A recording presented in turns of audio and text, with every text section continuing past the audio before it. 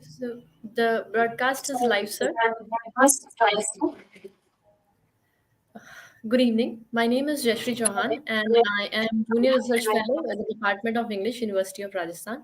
I welcome you to the stories of tribal identity and culture that will explore the role of tribal history and tribal representation in history in shaping cultural identity and ideology, curated under TMYS Review Summer 2023 in collaboration with Center for Asia Pacific Initiative, University of Victoria. We're also calling for the submission of essays, poems, and short stories under the project. To know more about the submission guidelines and the project architecture, please visit www.tellmeyourstory.biz.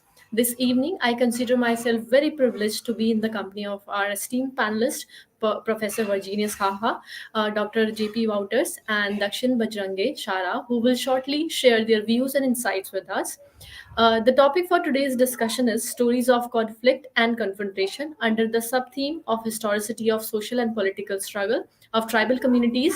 Today's discussion will be tracing back the oppressive practices against tribal communities throughout history. Before I begin, I would like to introduce our speakers. Our first speaker for the session is Professor Virginius Kaha.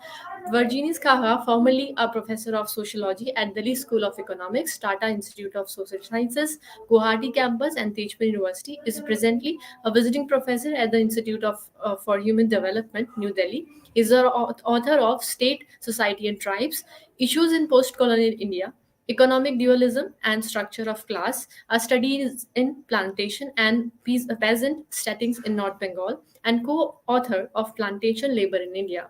He is also co-editor of several books including Tribal Politics in India, Employment and Labor Market in Northeast India, Social Inclusion, Adverse Inclusion, Adivasis in India. We are delighted to have you on the panel, Professor Ha. Thank you for joining us this evening. Our second speaker for the session is Dr. Wouters. Dr. J.P. Wouters is an anthropologist and teaches at Royal Thimphu College. He is the author of In the Shadows of Naga Insurgency, published in 2018, Nagas as Society and Other Essays, published in 2020, Nagapolis as the co-author of Subaltern Studies 2.0, Being Against the Capitalocene, the editor of Vernacular Politics in Northeast India, and co-editor of Nagas in the 21st Centuries, published in 2017, Democracy in Nagaland, Tribes, Traditions, and Tensions, published in 2018, The Routledge Companion to Northeast India, and the Routledge Handbook of Highland Asia, published in 2022. We are delighted to have you on the panel, Dr. Wouters. Thank you for joining us this evening. Our third speaker for the session is Dakxin Bajrange. Dakxin is an award-winning filmmaker, dramaturge, writer, and an activist belonging to the denotified tribe of Gujarat. He has directed more than 130 fiction and non-fiction films, including critically acclaimed film Sameer. He has directed 15 plays on various subjects of underprivileged communities. Mr. Bajrange is artist director of Budhan Theatre and recipient of the prestigious Ford Foundation International Fellowship. We are delighted to have you on the panel, Mr. Bajrange. Thank you for joining us this evening. We'll now open the forum for discussion. I would request first Professor Haha to share his insights. Sir, over to you now.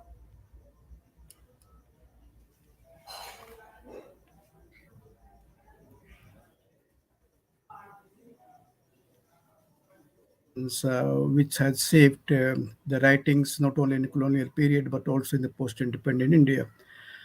One is, of course, the coming of the British and the impositions of the alien rule and administration. And along with the alien rule and administration, of course, comes the laws and regulations. And this had a very adverse impact on the Adivasis in the early 19th century onwards. And they rose in revolt because you find that they were imposing an alien system of administrations. The traditional systems was being eroded. The land and resources were coming under the colonial state management, and imposing therefore landlordism and various kinds of tenure systems that really emerged. And that really became a source of conflict beginning from the late 19th century to almost throughout the 19th century. And this phase of conflict were somewhat different because initial period it was against the British, but towards the mid of the 19th century onwards, because the traders, the moneylenders, and others had moved into tribal areas and there was dispossession of the tribal land. So it became, particularly, for example, it took Santhal revolt or Birsa Munda movement, then it was not only against the British but also those who were collaborating with them. So that's one kind of struggle, and which to some extent has finds it echo even contemporary times. The other kind of confrontation you find is the penetration of market. Uh, uh, it began with the commodity market, then you credit market. With credit, you give a high rate of rent, what's called or loan, a high rate of interest. They're unable to pay, you take away the land or they get land mortgage. Then you find that once they become dispossessed, then become labor market, and therefore you find the market becomes one of the very important point of confrontations between the Adivasis and the colonial state, and what in Jharkhand area is known as exploiters. So that is the second kind of confrontations that we have in history, and even this kind of confrontation to some extent continues even the post-independent era. The third kind of confrontation I feel is not so much of the practice, but it is more of an idea or ideology. And this idea and ideology is of development. And this, particularly, you can say in the post-independent India. So tribals were primarily considered to be a savage, uncivilized, without tradition of reading and writing. And if they were really, let's say, not really developed, the onus was on them. In a sense, it was attributed to their culture, their social practices, and so on and so forth. But the fact that they were part of the larger political system, and there were process of exploitations and oppressions that took place throughout the colonial period, and the process of dispossessions, the state management of the forest, which earlier it was being managed by the people. As to this larger political economy or larger historical and political process was completely obscured. And that, I think, to some extent, again, as I said, it continues in the contemporary times. So these are the three kinds of confrontations that took place in history, and which again has its echo in present times. Thank you.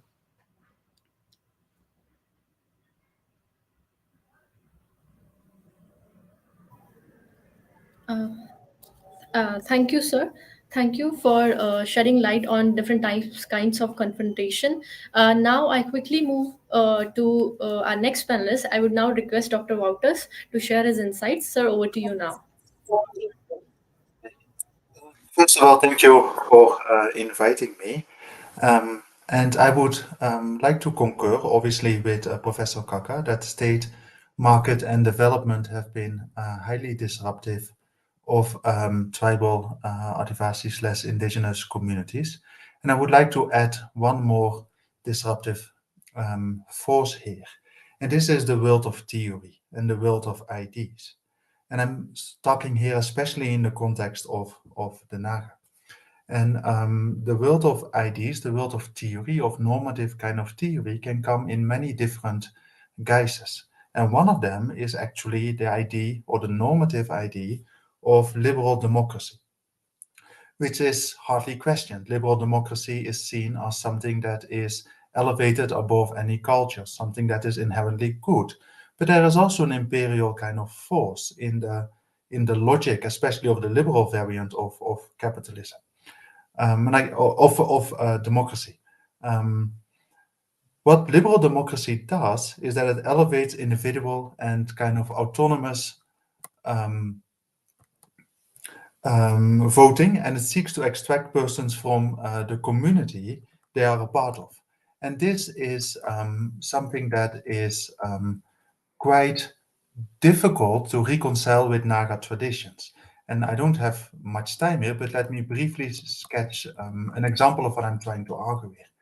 So in brief, Naga indigenous society was and significantly remains arranged around the grammar of assembly, in which the community comes together. Now, these assemblies exist at various levels. They exist at the clan level, at the kel level, which is the village ward. They also exist at the village level, at the hill range, and at the tribe. And views and decisions must rise or be digested through these ranks, risking abortion at each level to become rightful. In these assemblies, youths learn from elders how to behave in the assembly and serve not the one, but the many. Elders in turn defer to ancestors, who are wiser still, and appear to them in dreams to nourish their decisions here. Now, crucially here, the human assembly is just one among many other assemblies. Nagas keep close, many other assemblies among the Naga. They also keep close track of tiger collectives, which they also conceptualize as constituting assemblies. Tiger assemblies discuss matters like how to go on hunts and share the prey, but they are also intently interested in human affairs. Nagas may also recognize python collectives as assemblies. So furthermore, Nagas assert that the ancestors and spirits also lead collective lives. There are designated sites, hills, trees, rocks, especially identified as these sites of habitation. So the Naga world is thus a multidimensional, more than human reality. In each dimension, in each plane, in the plane of the humans, of tigers, of pythons, of ancestors, of spirits, life is lived in the collective, and decisions are taken through deliberation. So these multiple assemblages also continually reflect each other, like a play of mirrors. Tiger assemblies discuss human affairs, human assemblies discuss other types of animate beings, human collectives traditionally honored and shared food with spirit collectives, humans and tigers sometimes share souls, creating a particularly strong interspecies bond, and ancestors and other spirits communicate their wishes to humans. So, at the heart of the Naga traditional democracy is this kind of dazzling multidimensional matrix where each type of being lives and deliberates collectively. And all these different assemblies continually interact in what can perhaps be called a trans-being democracy.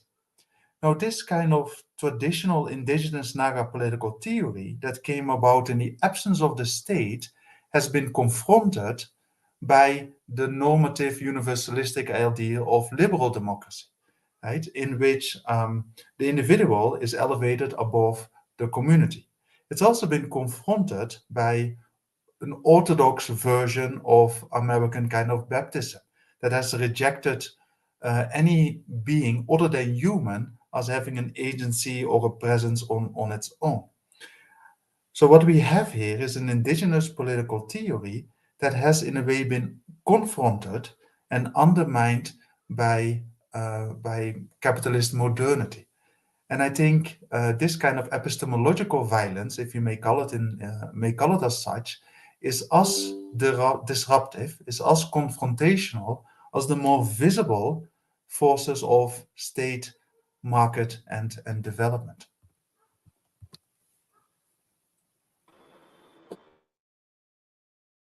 Uh, thank you, sir. Thank you for putting out another front of conflict, for sharing with us this beautiful and meaningful conceptualization of Naga social traditions of shared governance and, rightly put so, epistemological violence. Now, I would quickly move to our next panelist. I would request Dakxin Bajrange to share his insights. Sir, over to you now. Thank you so much, Jaishree. If we want to understand the the context of denotified and nomadic tribes and their history, I think we need to understand actually in the three part.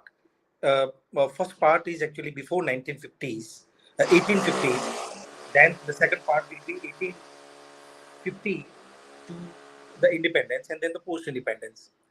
Uh, I think.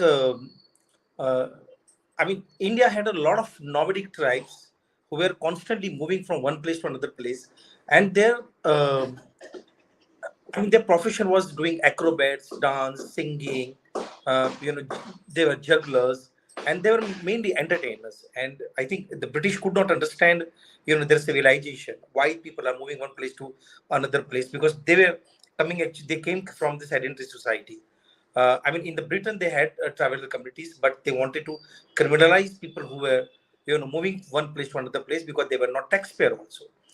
I think that is the reason that I think in 1830s they British administration sent army officer Mr. Sleeman to India to identify uh, that who are these nomadic communities, and he gave a name actually to the denotified. I mean today's denotified tribe.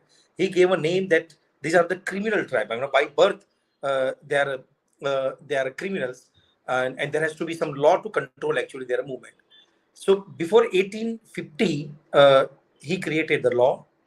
Then after 1850, uh, in the Great Revolt happened. We have seen that it was the most organized revolt actually India in the history of India, but we never gave a hit, actually never gave attention that how it was actually organized. I mean, now we have seen that this nomadic, precisely these nomadic tribes have helped to the revolutionaries, and that is the reason that that entire the then India, I mean the huge India, you know the uh, the revolt was organized. 1871, the Criminal Tribes Act was formed, introduced by the Lord Mayo. He gave a green signal, and the reformatory settlements were actually built like a Nazi concentration camp. Obviously, it was not horrible then, not a Nazi concentration camp, but people were actually arrested based on their caste and community, their language, and their movement. And they used to keep actually at one place. Uh, this was going on since many years. I mean, even after, even till the independence. But when India's freedom fighting, freedom movement, when it got started, uh, many of the political leaders in India, they knew actually what is this issue and why these people are forced to live. The people who were nomad, they were forced to live into the ghettos, into the fenced areas like a rabbit proof fence. They knew that, but they never did anything actually concrete. I will speak later on whenever in my Q&A. Post independence, India become a like today India become a home of around 60 to 80 million people who are still branded as the born criminals, because by creating the law, by introducing the law Criminal Tribes Act, British branded certain communities as born criminals. And Caesar Lombroso's criminology, this eugenic theory, Caesar Lombroso's, that was very much influenced actually on this policy and this act, Criminal Tribes Act. Uh, Even after independence, this not changed. India got independence in 1947, but people were still kept actually into the settlements. They did not get the freedom. I mean, people who were even in the jail, they also got freedom. But denotified tribes, today's denotified tribes, and the then criminal tribes, they did not get the freedom. And after independence, there are some laws which are still actually strict their movement and still brand them as the criminals, like Charas or Dafir or Bhamta or May or Miana in Gujarat, and Pardis in Maharashtra, and many places in many tribes. So more than 198 tribes are there in India who are still criminalized because of the colonial stigma, and because of that stigma, their socio-economic development, their socio-economic political development is still under the question actually.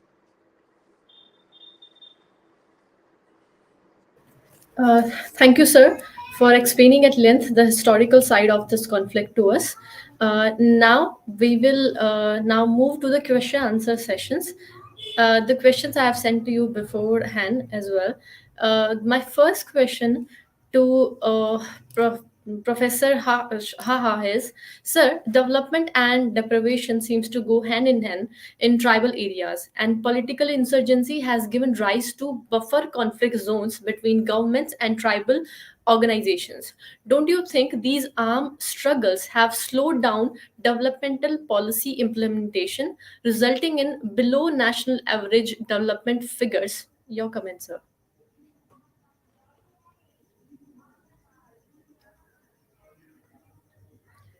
Yes. But to say that it is the the extremist situations in certain parts of central India is one of the reasons as to why development has been derailed. I think it is a problematic. Look at from the 50s till 90s. What was this region? This region was primarily a developmental state. So almost for let's say 40 years after independence, after adoption of Indian constitutions and with all these well-meaning provisions for protecting and securing the interests of the tribals and also to develop them. What did we do in this 40 years of development, 50 to 90s? We didn't do anything. In fact, I think that there were a lot of dams, irrigation projects, there were industries. If you look at the Jharkhand, Odisha, and even to some extent Chhattisgarh, you find that these were really the hot state of industrializations, all these public sector undertakings, mineral exploitations.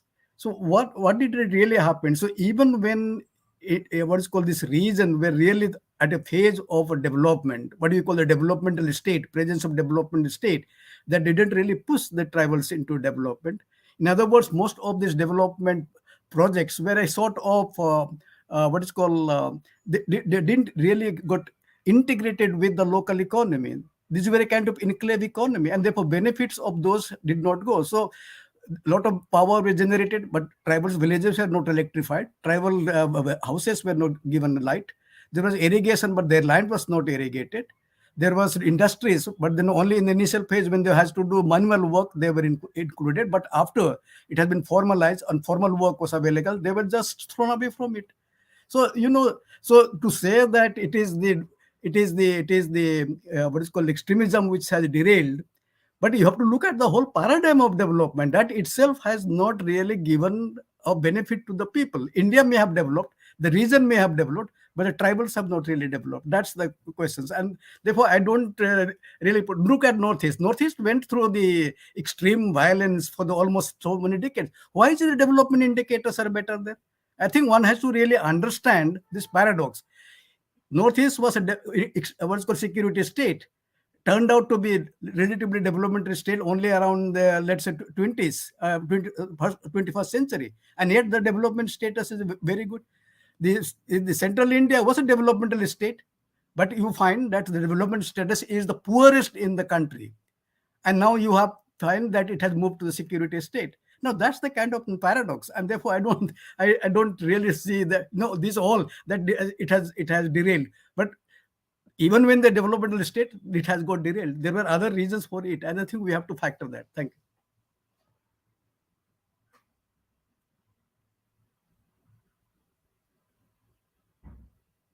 Mute myself. Thank you, sir, for clearing this out for us. My next question, second question, will be to Dr. Wouters. Sir, the period of decolonization for Indian mainland was very different from northeastern conflict-laden zones.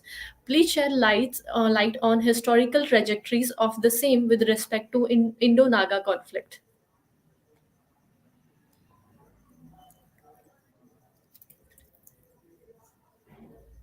I hope I'm audible because I'm hanging a little, but this is an interesting question, and it also depends on what you understand by decolonization and also by the idea of post-colonial.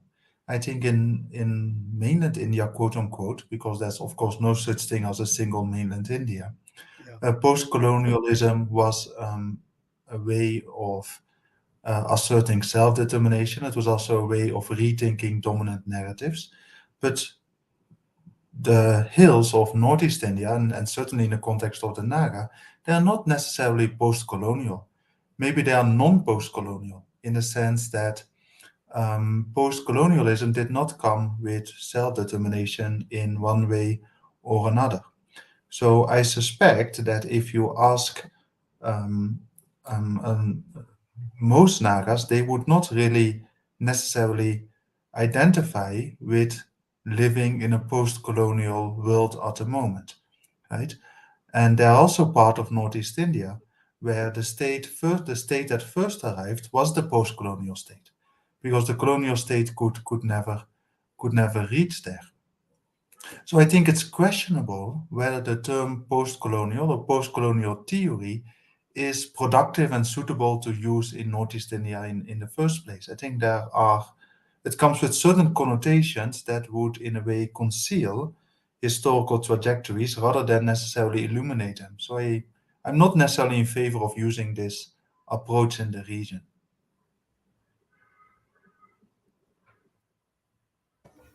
All right, sir. Thank you. We understand your concern, sir. How, sir, my next question, the third question would be to Bajrange.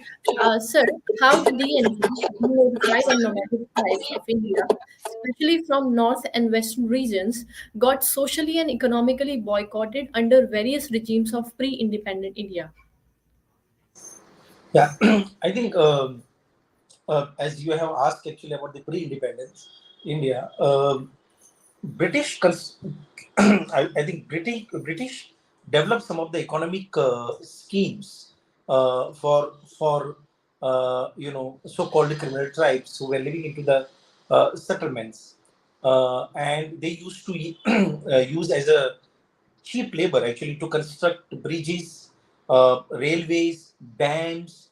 I mean, if you see from Bombay to Pune, you can see that there is a entire railway line that was laid down actually constructed uh, uh, by the people of the criminal tribes, denotified tribes who were living into the Pune settlement and also into the Solapur settlement. So they used to transport it actually in those area, and British used them as a cheap labor. And in return, they used to give them a chana. पता नहीं उसको English में क्या बोलते हैं. Just एक मुट्ठी चना उनको देते थे उस टाइम पे. Uh, uh, Salvation Army also developed the industrial settlements also. Like, Ahmedabad settlement was industrial settlement. So we had a lot of cloth mills here in Ahmedabad. Ahmedabad was once upon a time Manchester of India. So, in these mills, the British actually used to send Chara people and other denotified tribe people to these mills, and they used to work, and they didn't get money for their work. So, this is a very well documented thing, but they started the industrial settlement also, even to pick up the this salt. So the work which is in a really harsh condition, those places, British used to actually take them and use them as a cheap labor. Now, this is just about, these are the few socio-economic uh, schemes or, the policies British tried to introduce, but it didn't really work because they captured people who were actually nomad. They captured people who were moving from one place to another place, people who were absolutely free, and they just confined them at one place. So it was not possible actually for them to rehabilitate actually. Um, but meanwhile, when India was getting freedom and the freedom movement was at a high peak, I think Ambedkar's ambivalence about denotified tribes, even after the about the tribal also, I think that created a really lot of problem actually later on post independence. Let me share with you a very an incident like when Simon Commission came actually in India, and they were calling people and all the political leaders this they boycotted actually Simon Commission. I think only Baba Sahib Ambedkar was only person actually who submitted the memorandum, and in that memorandum he said that the criminal tribes who were living into the settlements and were branded as a criminal tribes communities, they should be included into the definition of the depressed classes. Today's scheduled caste. But when he was called in person, he denied. He said, no, I don't think that they should be included. And the Simon Commission asked that you already gave us in writing, in memorandum. He said, yeah, but now I have changed my mind. Even there's a huge, lots of discussion actually with Baba Sahib Ambedkar. But at one point, he believed that the criminal tribe should not have adult suffrage. So even Gandhi was very confused. Even I have some instances where Gandhi said to his followers to do a violence with the so-called criminal tribes. Even even after, when the constitution was in place and people were actually writing the constitution, there was no serious debate actually about the denotified tribes, or or their policies or their influence. So I think not just from the British part, but from the Indian part also. I think it was really problematic before the pre-independence. Uh, they would actually raise the voice. They would, I mean, in the annihilation of caste, Baba Sahib Ambedkar accepted that they are the most marginalized communities. The criminal tribes are most marginalized communities. And 1948, who are untouchables publication, in the premise he said that the most marginalized communities of India are the criminal tribes. But unfortunately, it's never translated actually into the constitutional guarantee while writing the constitution. So I mean, people knew that these are the problems. I mean, there was a policy which British wanted to implement. The policy was to to recruit criminal tribe people into the army, and they written actually a letter to the Mr. Tilak, and Mr. Tilak denied. He said that no, they cannot stand with the discipline of army. This is, I'm quoting him, that the criminal tribes cannot stand with the discipline of army. If Tilak would agree, so today we had an entire regiments, and the people get the jobs. So pre-independence is I think it's an important area where people were not serious actually about this tribe, and unfortunately we are still facing because of those errors. Thank you. Thank you, sir, for revealing all these details. And these details are more shocking and surprising for a person like me who's a novice in this field. So, thank you, sir. My next question, the second question to Virginius, Professor Virginius Kaha is, sir, ethnic struggles to protect culture, customs, and land rights by tribal communities in India changed systematically into a demand for political autonomy over the years. Do you think the provision of six scheduled areas under the constitution in few northeastern states is a tangible solution in this respect? Well, this is not. I'm not saying that sixth schedule is very good and there are no problems. There are problems even with the sixth schedule, which is let's say, existing in the tribal areas of the northeast. And within the sixth schedule, there are different patterns. So if you look at Tripura, if you're Bodos, it's quite different than maybe Karbis or Dimasas or Khasis and the Jaintias or the Maras and so on and so forth. That's one. Uh, but what is good about sixth schedule is that at least people are given an opportunity to govern themselves. That's the first thing that I see it. Because sixth schedule, it is a kind of mini state. They have legislative power, they have executive power, and they have also judicial power on certain matters which have been specified in the schedule, sixth schedule. So to that extent, therefore, and you also find that the any law enacted by the parliament or state legislature on those subjects are not applicable unless district council really ratifies that. So in the sense, the way in which law is being, what is called the tribal areas gets bombarded with various kinds of laws and legislations and policies, to some extent you find that that has not really happened. And in the process, it has spread because law has far-reaching implications and often there's some adverse implications. And you also see that wherever there is a sixth schedule, or even when you have a state and a special constitutional status, you do find that they are able to govern their land, their forests, they are able to develop their educational systems, their health systems, and so on and so forth, like in Nagaland and so on and so forth. That has never happened in the fifth schedule areas.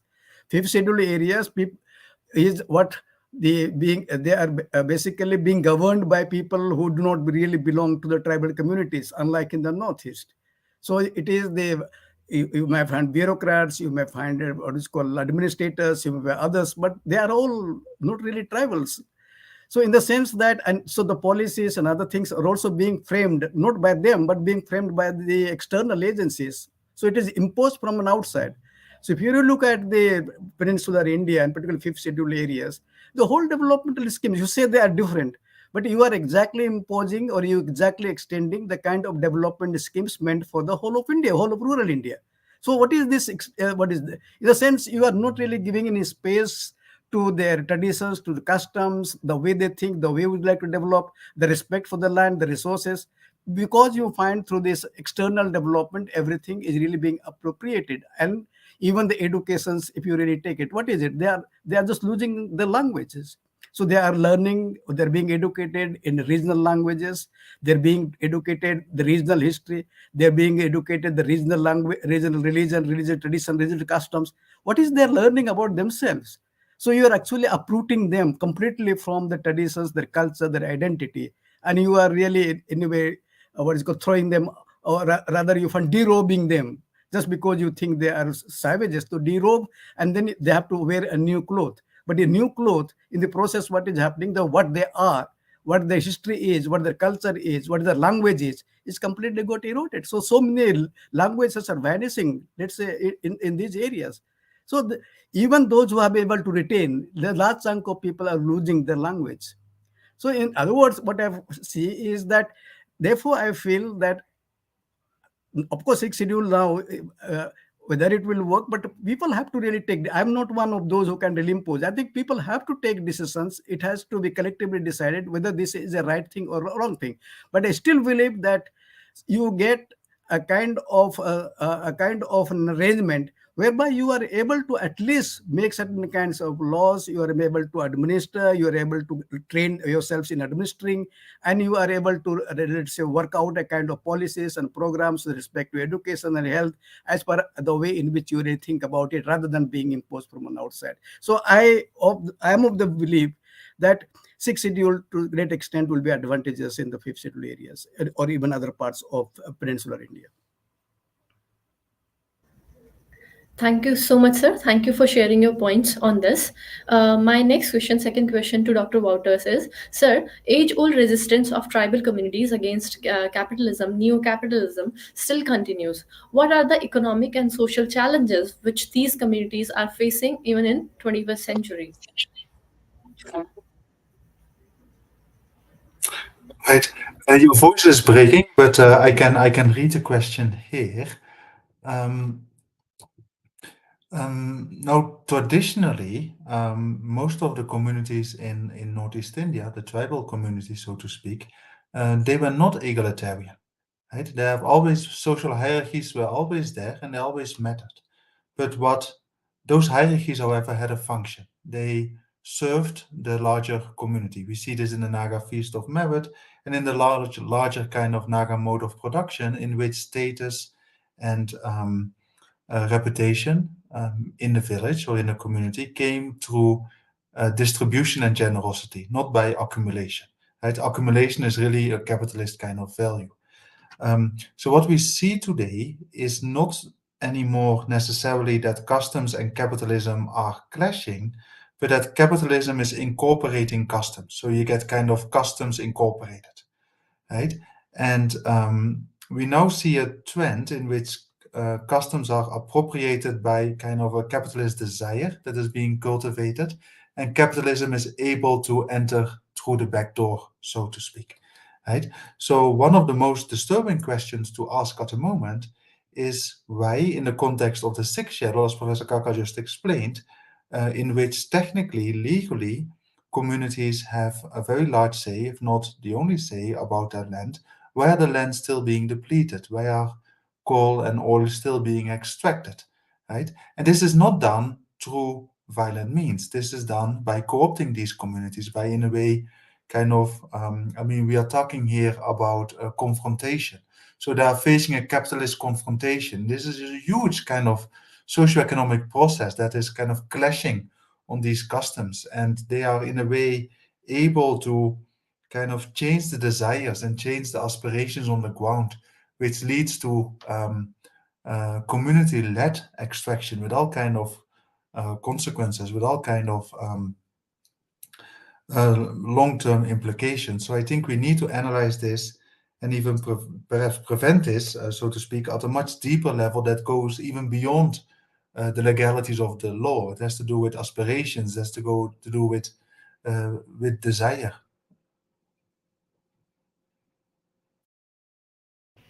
All right, sir. Thank you so much, sir, for answering that question. My so next question to Mr. Bajrange, sir, how successful have alternative theater practices, theater space, been in becoming a voice for change and expression for tribal and DNT communities? Very much. I think theater is one of the most important and extremely important element in the DNT movement. DNT movement is a very recent movement. I mean, I think in 1990s, maybe people started actually to raise voices for the DNTs, and this DNT term actually came in 1990s, because before 1990, I know that I have a certificate in which actually government used to write uh, the, my community name Chara, ex-criminal tribe.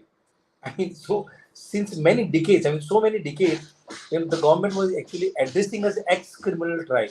I mean, they were actually even indirectly, they were directly actually, not indirect, but directly they were stigmatizing, us.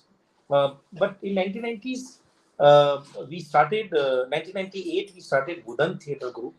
Um, that was founded by very known writer Mahashweta Devi and linguist Dr. Ganesh Devi. And we had the DNT community.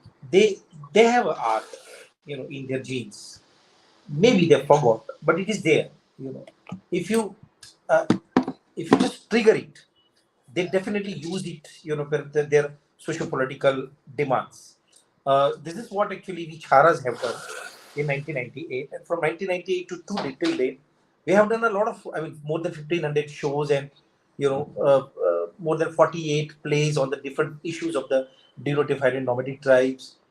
The few things, positive things happen because of the Buddhan theatre are a first time media actually started to write a little bit positive actually about our community in Gujarat. Before that, they never written. They were always branded as a thief, as a robbers, this kind of words they have always used. But now they got us something new, which we were doing, very innovative, and then they started actually to write. It's people's perception slowly get changed.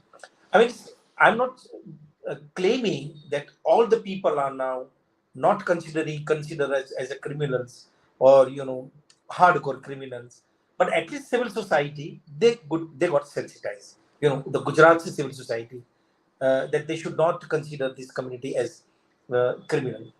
So I think this alternative theatre, which we started, which is a street theatre, and which this theatre group gave 2 National School of Drama graduates. That was, after so many years in Gujarat. So it was not just a matter of proud actually for the community, but it's a matter of proud for Gujarat, entire state. So the theatre is making proud not just the community but entire state. So, and that way the things will slowly get change. It's We have trained more than 300 youth in theater.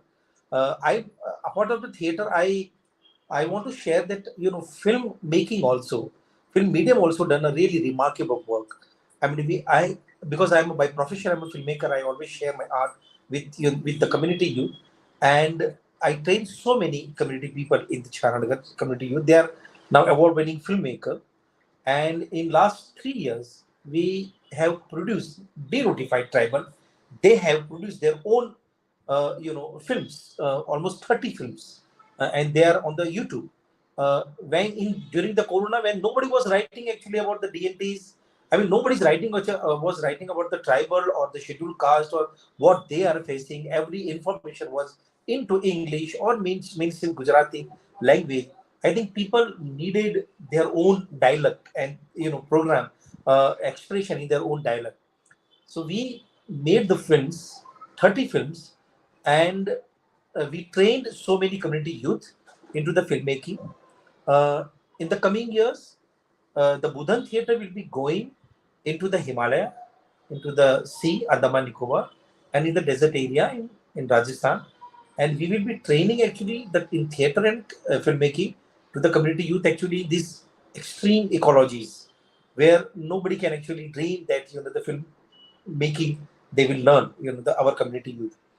So I think art make really huge difference. I think according to my experience and in my opinion, uh, denotified tribes issue projected at the international level that because of the theater and the films, because we are not, I mean denotified tribes are not in that position. I mean they are not enough mobilized to raise their voices at the different level, but this art forms they are helping us to reach out more and more people and to the government agencies also. Thank you, sir. It's giving good feeling hearing these positive reviews from you. Thank you so much. My next and last question to Professor Haha, sir, is you were the chairman of the High Level Committee on Socio-Economic, Health and Educational Status of Tribal Communities in India.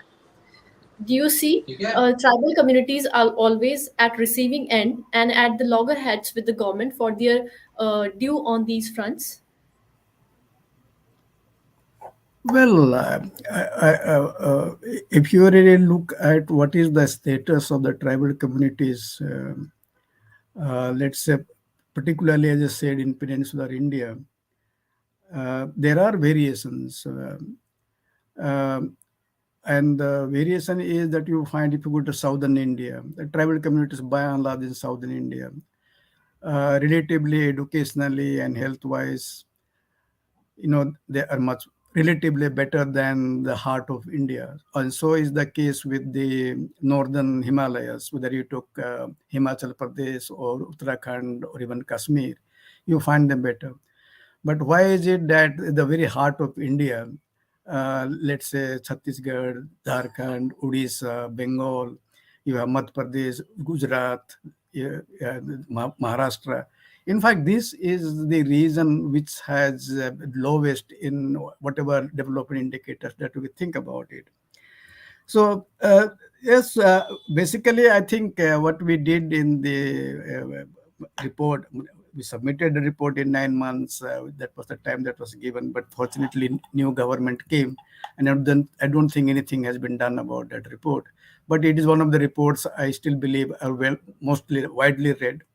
And what we really did, I think, is that rather than in addition to critiquing the existing our status, we are trying to provide an alternative to the addressing the health issues or educational issues or economic issues.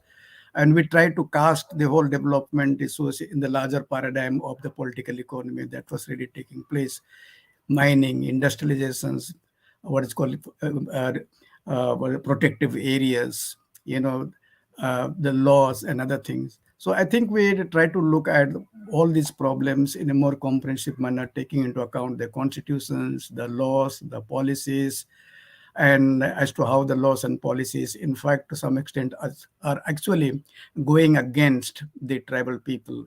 Because what I feel is that you talk about a public policy, and under the name of public cause or public policy or public good, you try to impose all kind of development schemes precisely on those regions which are, let's say, in terms of natural resources, are greatly endowed. So the regions that you are talking about it.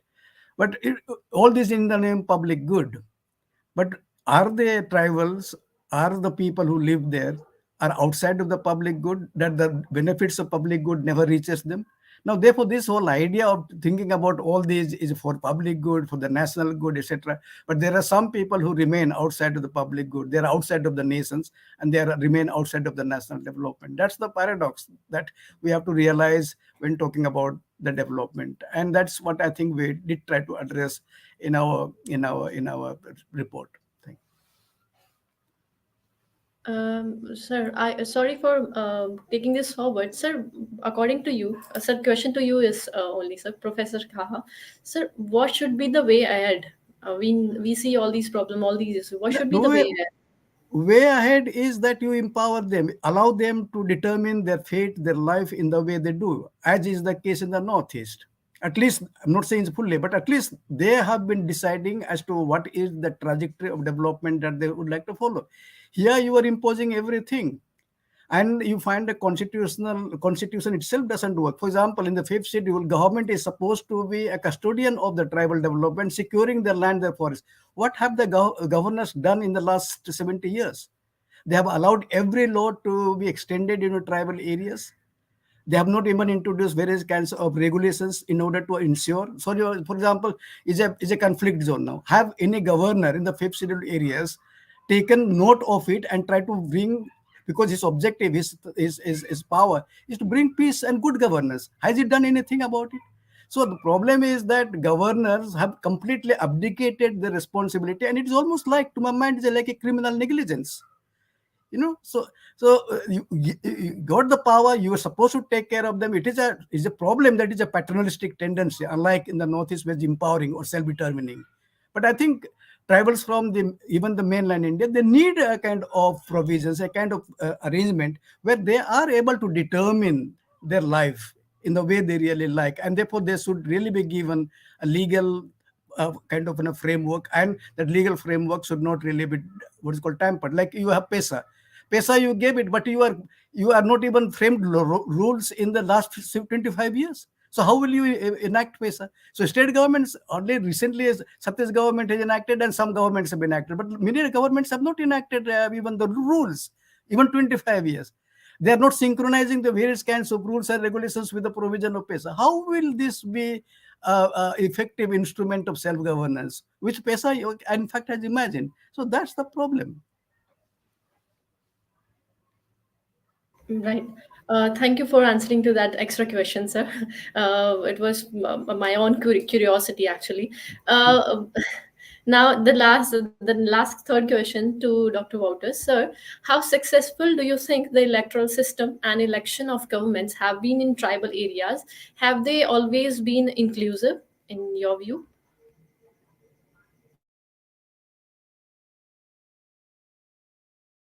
I don't mute, yeah.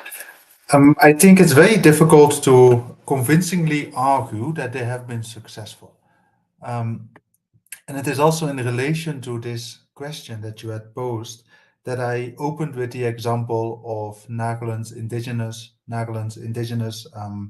traditional or vernacular political theory, which was a democracy that did not deny individualism, but enabled individualism, but only so through the conduit of the community, right? And what we see with kind of liberal democracy is that the individual is elevated and abstracted, and in a way extracted from the community in a way that does epistemological violence to the community traditions. So if we look at the way democracy is being played, the way elections are being performed, it is not in line with what most local communities would identify as the political good or as a public good or as something that is honorable, as something that carries a certain moral value. Right? The fact that in most of Northeast India, as perhaps elsewhere, politics is not a vocation one speaks about with a certain pride, is perhaps precisely because it has been alienated from what the community traditionally understood as the purpose of the political, which was to um, provide a certain kind of security, a certain kind of substance, a certain kind of moral value, not to certain individuals or to certain parties, but to the community as a whole. Now, this is not to romanticize the traditional political theory and praxis, but to acknowledge that the kind of democracy that we have today, that elevates the individual, is not the only way in which a society can be democratic. And you could make an argument by stating that the fact that only one size fits all kind of democracy that we have today, the fact that that is imposed on tribal communities is not appreciative or does not affirm their own indigenous democratic traditions. So the question that we might ask here is, can we have alternative forms of democracy, or can we have democracy otherwise? right? And I think this is an important question to ask, actually. Right, sir. Thank you, sir, for the answer. And we need alternative ways for. My last question for this panel to use Mr. Bajrange, sir, could literary and performative art forms bring narrative changes for better inclusion of the subaltern voices from these communities? Yeah, I strongly believe that uh, India's denotified tribes movement, socio-political movement, is not that strong, I must admit, the way the Panther movement was, and the way you know other social groups actually they struggle, and the way they did the movement. I think the reason is that India's denotified and nomadic tribes are the poorer among poor, and they are not politically aware people. Uh, Now, in this kind of situation, you need different instruments to raise your voice, and I think the performative arts or literature. I think these are the instruments. Through this, our voices can be raised to the government. Like we have seen that in the case of Uthai Gir, written by Lakshman Gaikwad. I mean, fantastic book. Got Sahitya Akademi Award also. Upra by Lakshman Mane, and now the denotified tribe people are now coming forward, and they're writing their autobiography and their community issues, and slowly literary people or literature also giving the space actually to them. I mean, not just subaltern literature, but I think literature, people who are writing on the tribal communities, they should also write about the DNTs. I mean, we need the space actually everywhere.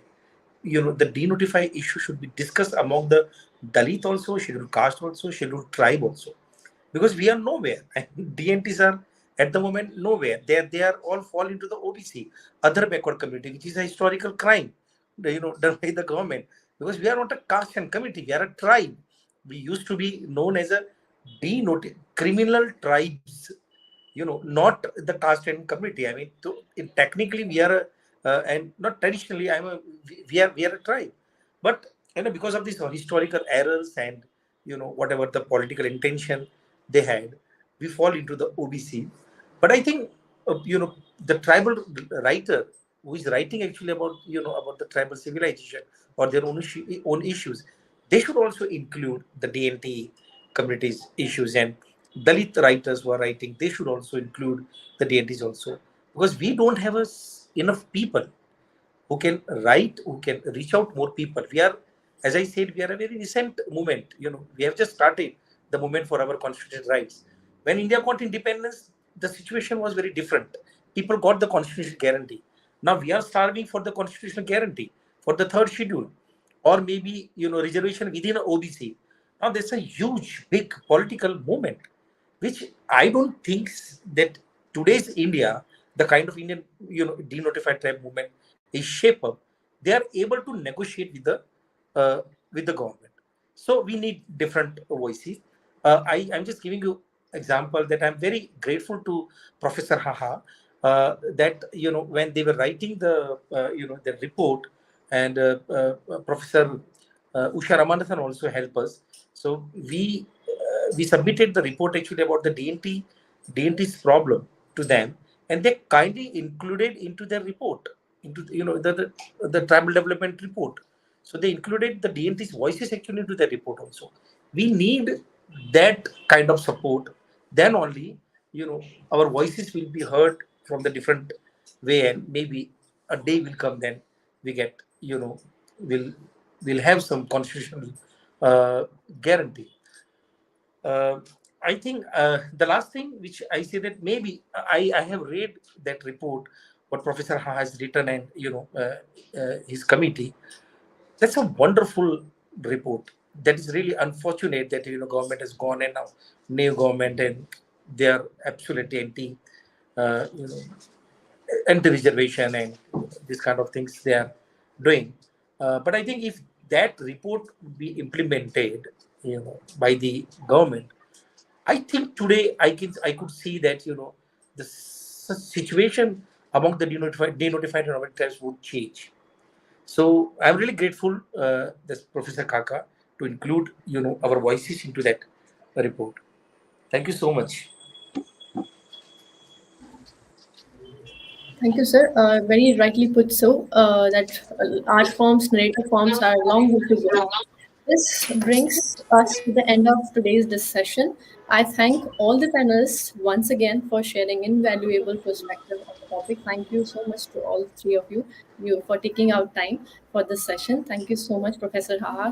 Thank you so much, Dr. Wouters. Thank you so much, Mr. Bajrange. And now, Thank you. this is to remind you that we are calling for the submission on tribal history and tribal representation in history, the details of which can be viewed on www.tellmeyourstory.biz. We will come back to you soon with our next panel discussion on the project. Till then, good night, everyone. Good night to you, three, Thank Raha, thank the you. Good Wouters. night. Good night. Thank you. Good Thank night. you so Good much.